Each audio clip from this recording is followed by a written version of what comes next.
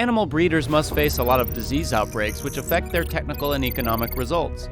It is possible to control the spread of diseases by implementing biosecurity measures.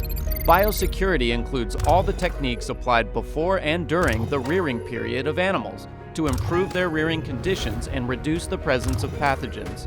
This video presents the most important biosecurity rules to implement in any scale of animal production farms.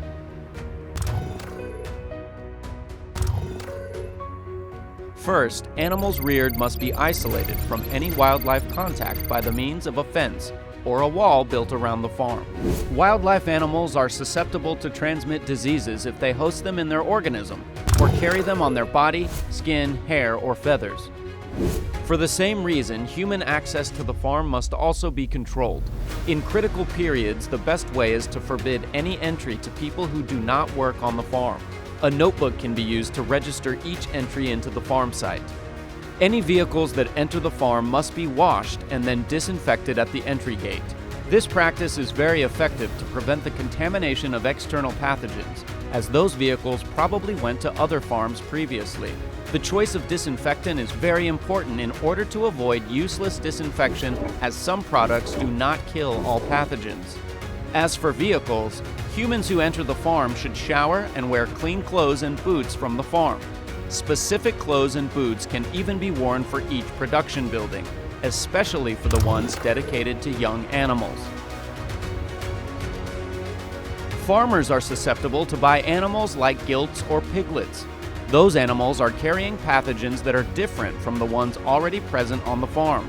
Consequently, it is very important to isolate them in quarantine for a minimum of 1 month after arrival to avoid the transmission of pathogens to animals already present. The quarantine building must be located far away from other production buildings.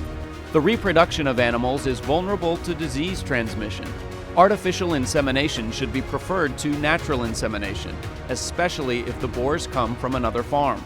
But the risk is also high for farmers who buy their semen, as some diseases can be transmitted through the semen. Therefore, it is necessary for pig farmers to control the origin of their semen and check if the farm that produced it is contaminated by any diseases or viruses. Animals must be separated according to their age or physiological stage. For example, weanling piglets must be raised in a building different from the one used for fattening pigs, as they are much less resistant to pathogens, so their environment has to be more sanitized. In addition, it is necessary for humans to respect the walking forward, which consists of having contact from younger to older animals. The implementation of all-in-all-out herd management is critical, as it allows farmers to completely empty a building when animals are transferred to another one or sold to the market. Then the building must be cleaned as soon as possible, using detergent and high-pressure water to eliminate the organic matter, disinfected to kill the remaining pathogens, and finally dried. Not only the inside but also the outside of the building must be cleaned. A sanitary emptying of at least 7 days should be respected before the arrival of a new batch of animals. Even when the animals are present, the building must be frequently cleaned by removing the feces and washing with water. A disinfectant may be sprayed inside the building once a week at low dose. Farm equipment should only be allocated to one specific building.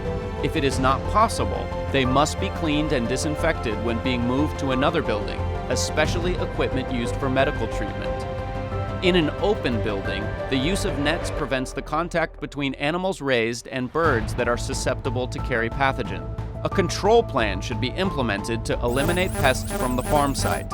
In addition, dogs and cats should not be allowed to have access to the production buildings. Only complete feed from a trusted feed miller or mixed on the farm site should be distributed to the animals. Do not feed animals with kitchen waste, especially if they contain animal products. As the first nutrient of animals, it is essential to treat the drinking water to eliminate the pathogens that it contained. The water distribution system should be cleaned frequently to avoid the development of biofilm inside the pipes and consequently limiting the risk of infection of animals. Vaccination is an effective means to protect the animals against most of the common viruses. But there is not a vaccine for every virus strain, for instance, African swine fever. Sick animals should be isolated as soon as possible in order to treat them properly and prevent healthy animals from being contaminated. In any case, do not market sick animals, as they are carrying pathogens or viruses that may contaminate the external environment. Dead animals must be incinerated or boiled in order to destroy pathogens present in their organisms. If they are buried without any heat treatment, their pathogens can spread into nature. The same risk occurs with the manure that should be treated by a biogas and a wastewater treatment system before releasing into nature. This application of those biosecurity rules should help you to better control the risk of diseases entering your farm and contribute to your future success as a farmer.